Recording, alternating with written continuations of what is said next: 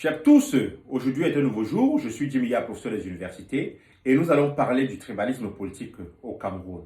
Nous allons commencer par l'Afrique et les dangers que cela a, ou alors les conséquences que le tribalisme politique a créé en Afrique, pour revenir au Cameroun et montrer que le Cameroun n'est pas loin de connaître les mêmes problèmes qu'a connu un certain nombre de pays en Afrique subsaharienne.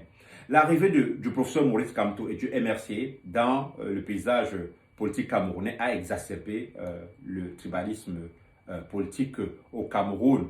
Ce qui est d'ailleurs une bonne chose, parce que ce qui était latent et ce que personne n'osait dire est revenu à la surface, et maintenant on est capable de comprendre et puis de signaler un certain nombre de dangers. Je ne suis pas en train de dire que c'est le professeur Kamto qui crée le tribalisme politique au Cameroun. Je suis en train de dire que sa formation et puis affiliés et les associations qui s'y affilient ont exacerbé le tribalisme politique et ont en même temps nous ont permis de comprendre que ce fléau existait déjà au Cameroun, mais que le danger et les conséquences que cela a entraîné dans un certain nombre de pays en Afrique, ce danger existe aussi au Cameroun. Donc, nous allons essayer, tout au long de cet entretien, de parler de qu'est-ce que c'est que le tribalisme, qu'est-ce que c'est qu'une ethnie,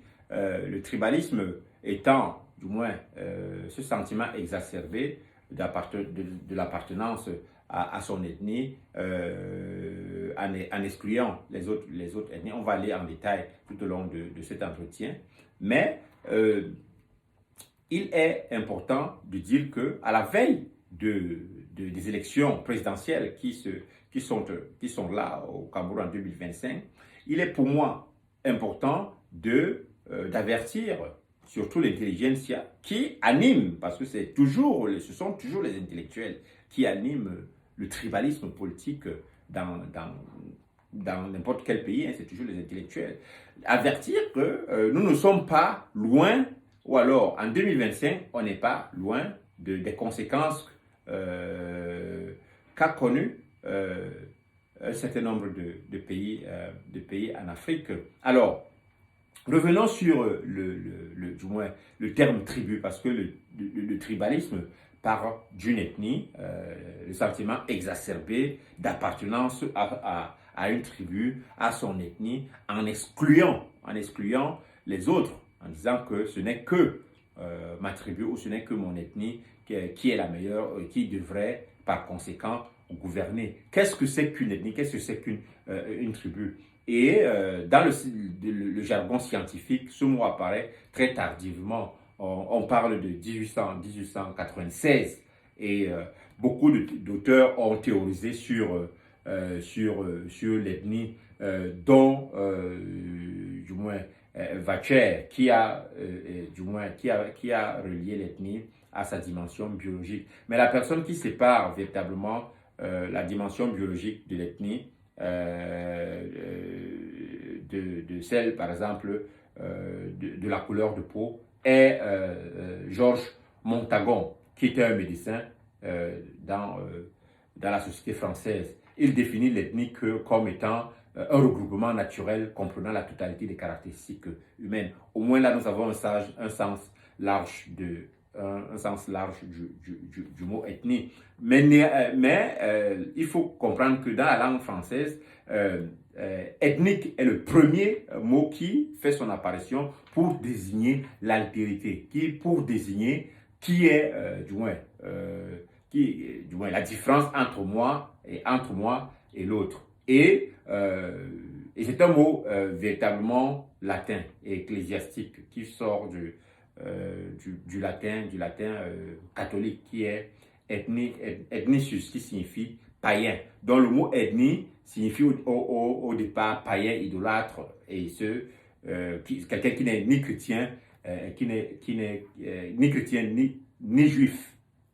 Et ce n'est qu'au XVIIIe siècle que le terme se laïcise et se démocratise en prenant un sens beaucoup plus large qui sera conforme à la notion grecque de ethnikos que nous connaissons maintenant, qui signifie peuple ou peuplade. Donc, l'ethnikos suppose être opposé à la police qui est la cité. Et de nos jours, ethnico possède une connotation péjorative et qui s'apparente maintenant à une forme de communauté archaïque.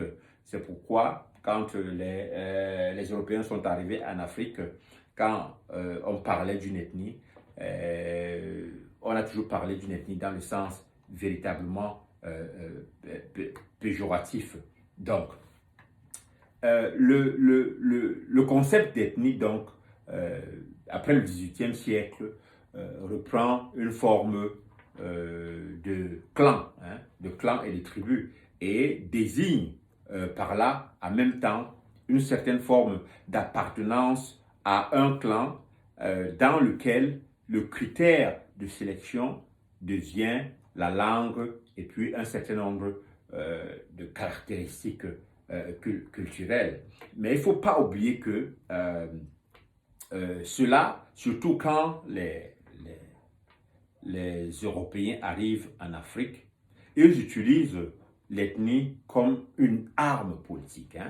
Donc, l'ethnie devient, pour les Européens, quand ils arrivent en Afrique, une façon de diviser véritablement pour mieux régner.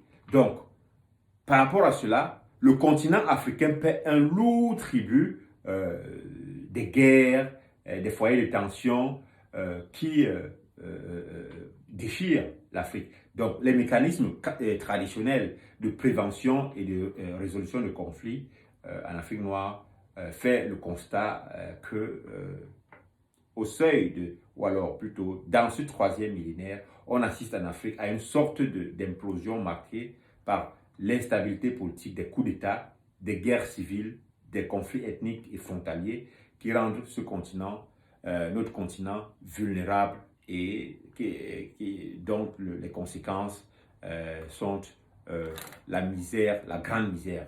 Donc, si on veut voir l'extrémité des conséquences des conflits ethniques, il faut revenir sur le conflit rwandais, le génocide rwandais. Le génocide rwandais nous démontre la barbarie la plus totale et la plus extrême de ce que le tribalisme politique peut causer dans une société. Donc, en 1994, l'humanité va connaître un génocide qui révoltera les consciences humaines. Ce génocide qui opposera l'ethnie Hutu. On a l'ethnie Hutu à l'ethnie Tutsi. C'est parti, et les scientifiques disent que c'est parti d'une manipulation des deux tribus qui se sont affrontées en faisant des centaines de milliers de morts. Donc, mais il faut aussi dire que, ou alors plutôt, il faut, parce que quand on parle de génocide rwandais, il faut définir qu'est-ce que c'est qu'un génocide. Donc, dans la conception, ou alors les crimes contre l'humanité, le génocide est le crime le plus ultime. Et d'ailleurs, dans l'article 2 de la Convention sur la prévention et répression des crimes de génocide du 9 décembre 1948, le génocide est défini comme l'acte, comme un acte avec l'intention de détruire en tout ou en partie un groupe national, ethnique, racial ou religieux comme tel. Meurtre des membres du groupe, atteinte grave à l'intégrité physique ou mentale des membres du groupe, soumission intentionnelle du groupe à des conditions d'existence devant entraîner sa destruction physique totale ou partielle, mesures visant à entraver des naissances au sein du groupe, transfert forcé d'enfants du groupe à un groupe donné, et il ressort de toutes ces dispositions constituent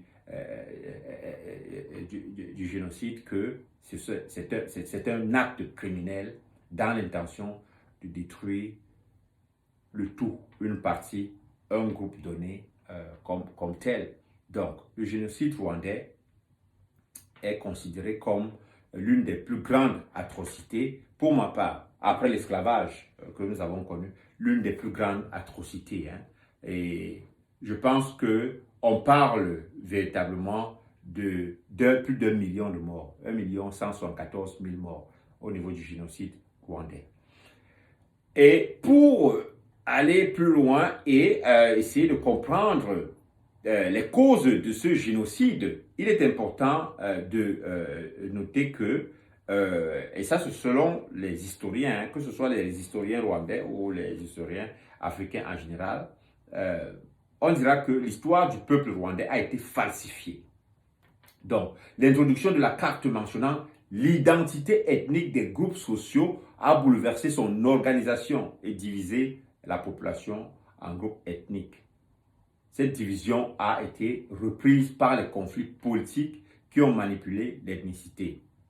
Donc, la thèse souvent présentée par les historiens s'appuie sur la colonisation, car cela souligne que avant la colonisation, le Rwanda avait une population homogène, parlant la même langue, ayant la même culture, et le même territoire et pratiquant la même religion. On ne pouvait donc pas dire qu'existaient des groupes ethniques, bien que les Rwandais se reconnaissaient Hutu ou Tutsi, mais ces groupes ethniques n'existaient pas. Donc avant la colonisation, cela n'existait pas. Le Rwanda était un groupe homogène. Mais cependant, avec la colonisation, on passe d'une identité sociale à une identité ethnique découlant d'une transposition d'un schéma de pensée étranger par le pouvoir colonial. Vous voyez que le conflit ethnique a été créé par le pouvoir colonial en Afrique. L'Afrique n'a jamais connu, oui, on a eu des communautés qui se sont érigées les unes contre les autres, mais cela n'a jamais été aussi exacerbé de façon politique à vouloir éliminer toute une partie de la population. Donc, le génocide rwandais, il faut le reconnaître, a eu une manipulation politique de l'ethnicité au fin de conquête et de maintien au pouvoir des leaders politiques. Donc, c'est toujours, on a un héritage culturel, ethnique, qui a été créé et développé par la colonisation, mais qui est perpétué par l'élite politique. Et c'est ce que je suis en train de dénoncer tout de suite. Donc, le génocide rwandais n'est pas le seul conflit ethnique que nous avons connu en Afrique. Il y a eu la guerre ethnique du Congo, Brazzaville, en 1993. Donc, cette guerre oppose les partisans de l'Issouba contre ceux de Kolelas ou bien au groupe ethnique de Sassou Nguesso. Donc, en 1992, le Pascal Lissouba est élu au suffrage universel, un an après une guerre de milices ethniques éclate entre les milices ninja de Bernard Kolela et ancien maire de Brazzaville et ceux de Pascal Lissouba, les Zoulous. Bilan, on a entre 2000 et 50 000 morts, les déplacés, etc. Donc, plus tard, le président Sassou Nguesso va parce qu'on dit que le président Sassou Nguesso était allié à, je pense, à Bernard Kolela, hein, je ne sais pas. Donc, oui. Donc, bref, il était allié, pas à Pascal Lissouba, dans tous les cas, parce qu'ils se sont affrontés au niveau des élections. Donc, la violence qu'incarnent les conflits ethniques causés par, du moins, la politisation d'une ethnie au détriment d'une autre a toujours été exacerbée par les politiques ou les intellectuels. La logique d'exclusion, qui est le fondement de l'idéologie de l'ethnie, fait échouer donc toute tentative des politiciens qu'ont relevé le colonisateur après les indépendances. Pour greffer l'État multiethnique, ils héritent les principes de l'ordre républicain sont complètement bannis. On se replie sur son du moins sur son ethnie, en excluant les autres. Donc, les drames donc, comme ceux du Rwanda, les drames comme ceux des Grands Lacs, les drames comme ceux du Congo-Brazzaville, et par exemple, on peut venir aussi au niveau de la Côte d'Ivoire, avec le conflit qui a opposé Ouattara et puis Laurent Gbagbo, revêtent une dimension de pathologie historique et sociale qui interpelle et révolte la conscience universelle. Donc, les conflits et intercommunautaires ont pour cause le tribalisme, ce sentiment exacerbé d'appartenance à son ethnie en excluant l'autre. Et ce sentiment peut être expliqué par un certain nombre de causes, telles que la manipulation de la jeunesse par les politiques, le manque d'éducation et l'ignorance de la quasi-totalité de la population, donc l'analphabétisation, la pauvreté et la mauvaise gouvernance, surtout la mauvaise gouvernance et l'échec des politiques, parce que quand on a échoué au niveau de la gouvernance, on parle maintenant, on se rattrape du moins dans sa tribu et on voudrait on oppose sa tribu aux autres. Donc, le tribalisme parfois cache, la plupart du temps en Afrique, cache la mauvaise gouvernance. Ça cache aussi le sentiment de supériorité d'une ethnie sur une autre, le non-respect des droits de l'homme, l'intolérance véritablement. Donc, comment donc cela se transforme en une arme? Donc, devant cette impuissance des politiques en Afrique, le tribalisme est érigé comme une arme au service donc, des leaders politiques africains, incapables d'asseoir du moins la bonne gouvernance, incapables d'asseoir des principes de démocratie ou alors le respect des droits de l'homme dans leur pays. Donc, à l'approche des échéances électorales, le politique africain se réconcilie toujours avec sa base constituée essentiellement d'hommes, de femmes appartenant à son ethnie. D'où les expressions souvent répandues du genre « c'est notre pouvoir ». Et on connaît cela au Cameroun. C'est notre pouvoir, c'est nous qui commandons et vous devriez attendre votre tour. Donc, le tribalisme devient donc à ce moment la négation d'autrui, commence souvent dans la famille. On entend souvent des parents intervenir dans le choix des futurs conjoints pour leur progéniture. Donc, le tribalisme est, du moins, cultivé au sein de la famille et puis il grandit tout au long du moins, il grandit sur la chaîne sociétale. Donc, que faut-il faire ou alors que faut-il tirer comme leçon après les exemples que nous avons donnés? Il faut dire que le sentiment exacerbé d'appartenance à son ethnie devient très inquiétant. Et à l'approche des élections présidentielles au Cameroun, par exemple, et quand on ouvre les réseaux sociaux, avec ce sentiment exacerbé d'appartenance à son groupe, nous avons les Ekans, nous avons les Ebamleke, nous avons le Grand Nord, on a multiples groupes qui se sont constitués maintenant, surtout avec l'arrivée des réseaux sociaux, mais que je relie véritablement à l'arrivée du professeur Kamto et du MRC dans la scène politique camerounaise, parce que le tribalisme politique au Cameroun existait au départ, mais il n'était pas autant exacerbé et il n'était pas visible. Le tribalisme politique au Cameroun émerge, pour ma part, à partir de 1984. Le président Paul Biya arrive au pouvoir en 1982. Mais il y a un événement qui fait émerger le tribalisme politique, c'est le coup d'État de 1984. Alors, une certaine élite militaire du Nord veut reprendre le pouvoir au profit, dit-on, du président Amadou Ahidjo. Or, dans le gouvernement, le premier gouvernement que forme le président Paul Biya, c'est un gouvernement véritablement, si je peux l'appeler, cosmopolite, hein. Donc, venant de toutes les régions, véritablement, parce que quand Paul Biya arrive au pouvoir, il suscite un espoir incommensurable. Il ne faut pas oublier que les années précédentes ont été des années de répression. Alors, quand Paul Biya arrive et il parle de renouveau, toute la population va le suivre. Mais il y a un moment de l'histoire politique camerounaise qui freine le président Paul Biya, qui est celui du coup d'État.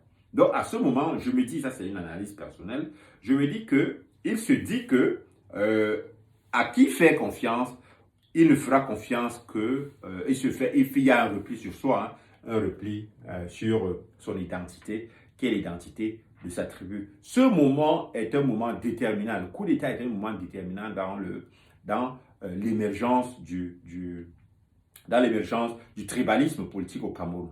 L'autre moment émergent d'exacerbation, parce que nous partons de là, le tribalisme politique naît à ce moment, il va être entretenu tout au long de ces 40 ans de pouvoir, véritablement, où on nomme la plupart, dans les postes régaliens, on nomme les membres de la grande tribu, et puis on essaye d'entretenir en même temps, du moins le sud-ouest qui doit aussi peser par rapport aux accords de la réunification, qui doit peser sur la scène politique, la scène politique camerounaise. Mais ce n'est que ces deux équilibres que le pouvoir essaie de manipuler, hein, donc, ou alors de gérer, dans l'équilibre entre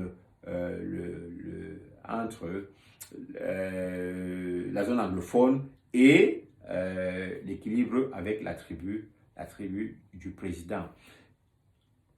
Là où l'avènement du président Kamto et puis du MRC est salutaire, c'est que l'avènement du président Kamto et du MRC fait émerger au grand jour le tribalisme politique au Cameroun, ce qui était latent.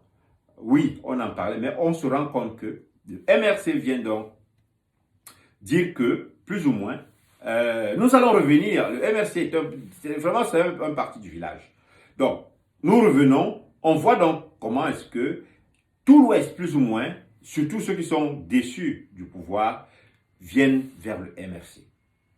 Et on a vu aussi sa branche, plus ou moins, sa milice extrême, qui est la base, se déployer au niveau du moins de l'Europe de l'Ouest, en détruisant les représentations diplomatiques.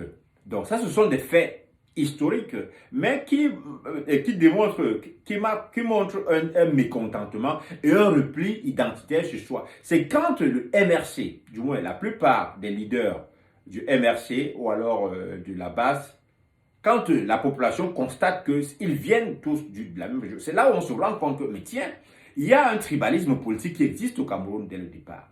Donc, nous replions, le MRC et les déçus de l'Ouest vont se replier sur le président Kamto, qui, c'est pas lui qui crée cela, c'est un mouvement qui est presque naturel, parce que, ayant constaté qu'il n'y a pas de chemin, il n'y a pas de voie pour les autres dans le système politique qui existe actuellement, parce que les postes régaliens et tous les grands postes et tous les concours, on n'a qu'une connotation ethnique d'une région. On se rend donc les partisans du leader, surtout du MRC, se rendent donc compte que ben voilà, ce terrain a existé depuis longtemps, autant y aller, parce que dans tous les cas, on a le salut ailleurs. C'est pour cela que je dis que on n'a pas le salut ailleurs. C'est pour cela que je dis que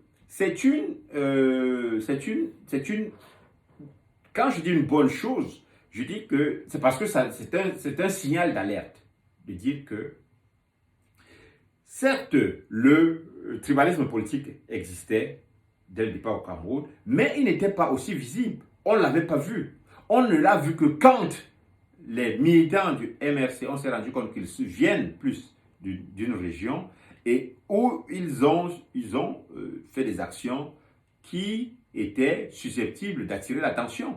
Mais ce tribalisme existe dès le départ, et il a été il émerge en 1984 du pouvoir actuel. Et cela me rappelle, et c'est par là qu'on va peut-être, c'est l'une des conclusions, cela me rappelle du moins un penseur, un grand intellectuel, et qui je pense était un grand penseur aussi du RDPC, qui s'appelait Gabriel Lep, le professeur Gabriel Lep, qui parlait du village électoral. Le village électoral, c'est quoi? Le village électoral, c'est juste votre village. Donc, il disait que chaque élite devrait avoir une base dans son village.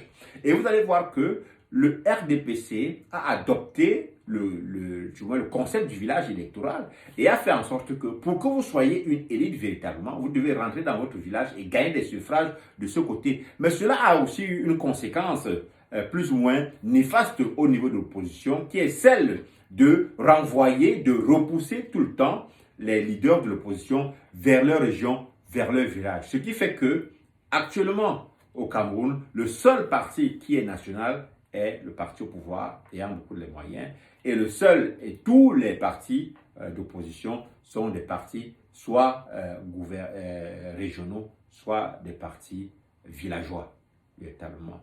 Mais mon propos aujourd'hui était d'attirer l'attention sur l'exacerbation du tribalisme politique, parce que, ayant parcouru, si vous ouvrez le net, vous ouvrez nos radios, on a les écrans, c'est ce qu'on entend le plus, on a les Bamileke, on a le Grand Nord, que ce soit la région, que ce soit l'ethnie, tout cela est exacerbé actuellement au Cameroun. Moi, mon rôle est de dire que faites attention, parce que l'exacerbation du tribalisme produit a créé le génocide au Rwanda, a créé le conflit ethnique au Congo-Brazzaville, dans les Grands Lacs, c'est aussi pareil, et surtout aussi en Libye, après le colonel Kadhafi.